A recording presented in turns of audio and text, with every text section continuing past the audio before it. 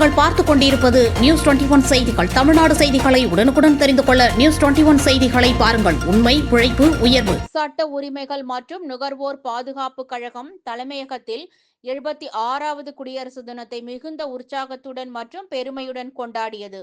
கழகத்தின் தலைவர் உயர் திரு SMS சரவணன் அவர்கள் தேசிய கொடியை ஏற்றியதுடன் கொடியேற்றத்தை தொடர்ந்து அவர் இந்திய அரசியல் அமைப்பின் மதிப்புகள் மற்றும் அவற்றின் முக்கியத்துவத்தை விவரிக்கும் ஒரு ஊக்கமளிக்கும் உரையையும் வழங்கினார்.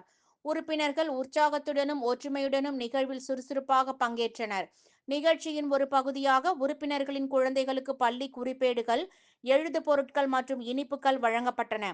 இதனால் நிகழ்ச்சி மேலும் நினைவாற்றலானதாக மாறியது. இவ்விழா நாட்டுப்பற்று உணர்வுகளுடனும் சமூக ஒற்றுமையுடனும் நிறைவடைந்தது.